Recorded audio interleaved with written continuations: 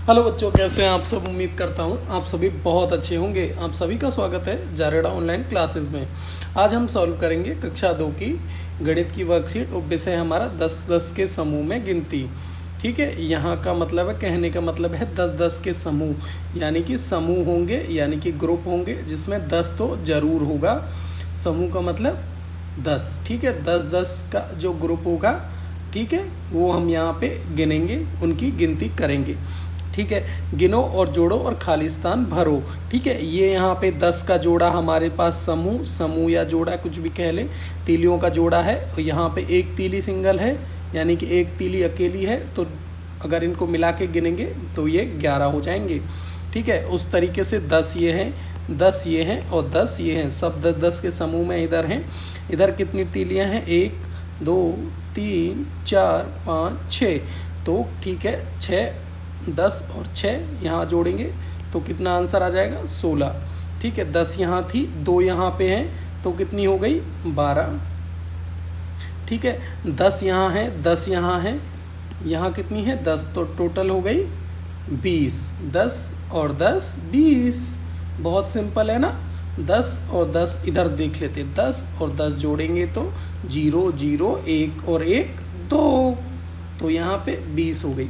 चलिए आगे बढ़ते हैं। जो वस्तुएं 10 के समूह में नहीं है उनका नाम अपनी कॉपी में लिखना है। ठीक है, 10 के समूह में यानी कि जो संख्या में 10 नहीं है उनका नाम अपनी कॉपी में लिखना है। क्या करना है? उनका नाम अपनी कॉपी में लिखना है। ठीक है, तो गिनने हैं। संतरा कितने हैं?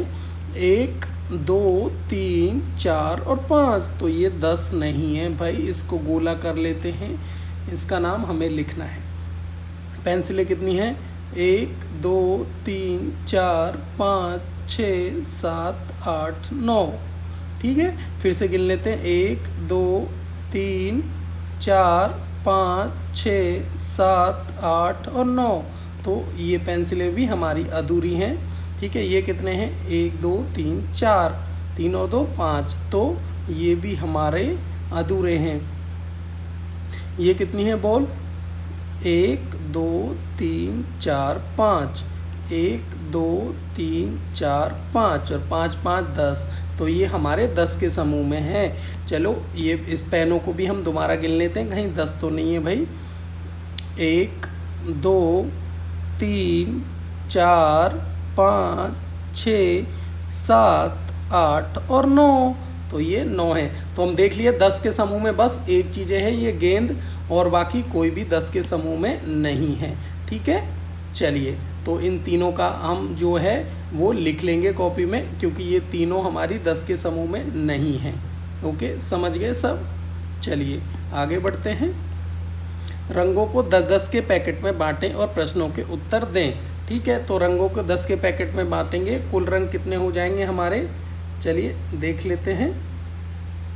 कुल रंग हमारे गिनेंगे 1 2 3 4 5 6 7 8 9 10 11 12। ठीक है, तो 12 ऊपर हैं और 12 ही नीचे हैं। ठीक है, इन दोनों को जोड़ेंगे तो कितने आ जाएंगे? 2 और 2 कितने होते हैं? 4 होते हैं। 1 और 1 2 होते हैं, तो कुल रंग हो जाएंगे हमारे 24। 10-10 के समूह में अगर इनकी संख्या लिखेंगे तो 24 में कितने? 10 1 रहे, 10 1 रहे और 4 1 रहे। तो 10-10 के कितने समूह बने? एक समूह, दो समूह। तो 10-10 के समूह की संख्या 2। समूह के अतिरिक्त बचे रंग कितने? 4। कितने रंग बचे समूह के अतिरिक्त? 4 रंग बचे। बहुत सिंपल है ना। चलिए, माँ घर में लड्डू बना रही है, उसे 10-10 लड्डू के डिब्बे बनाकर पड़ोस में बांटने हैं। थाल में 27 लड्डू हैं। कितने लड्डू हैं? 27 है। चलो माँ के साथ हम भी लड्डू के डिब्बे बनाएं। कितने घरों में लड्डू बटे? तो 27 टोटल लड्डू हैं।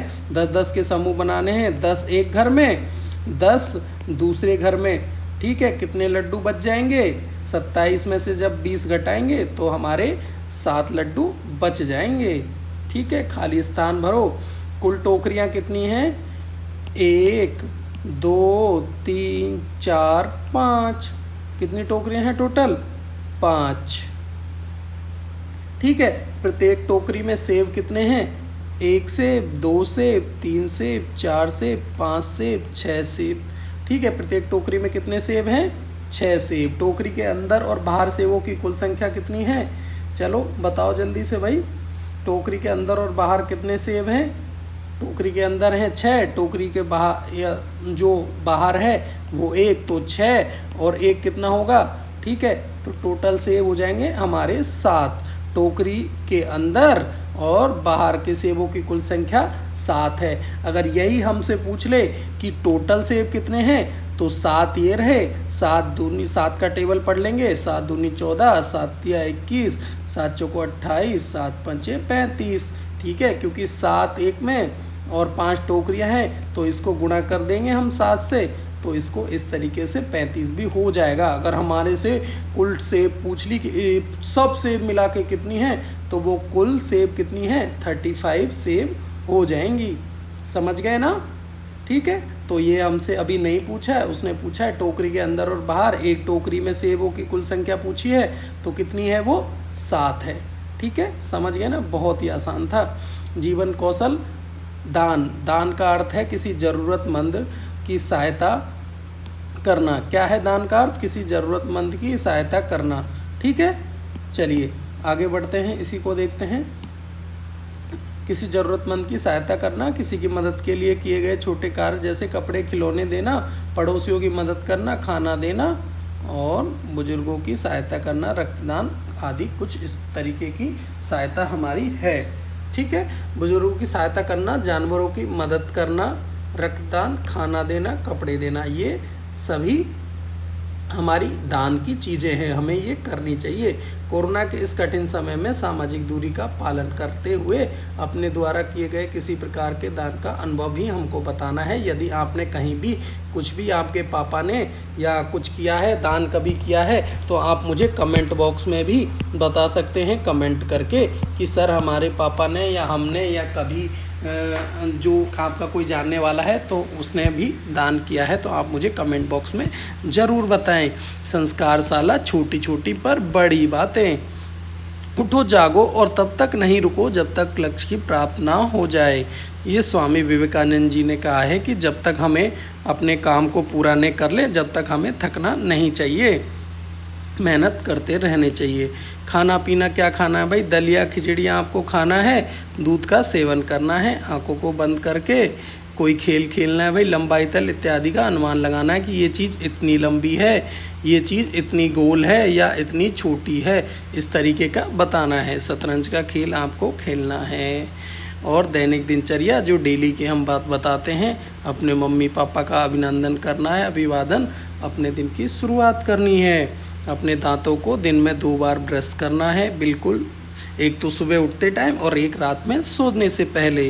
प्रतिदिन स्नान करना है, खूब पानी पिएं और संतुलित आहार लें। अपने चेहरे को छूने से बचें, अपने हाथों को बार बार धोएं। अपना गृह कार्य समय से पूरा करें। तो बच्चों बताना मुझे ज़रूर कि आपको ये वर्कशीट कैसी लगी, और वीडियो को लाइक शेयर और सब्सक्राइब करना तो बिल्कुल नहीं भूलें।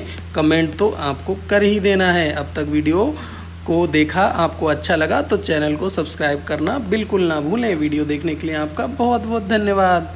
ठीक है बच्चों, मिलते हैं फिर कल इसी टाइम एक नए वीडियो के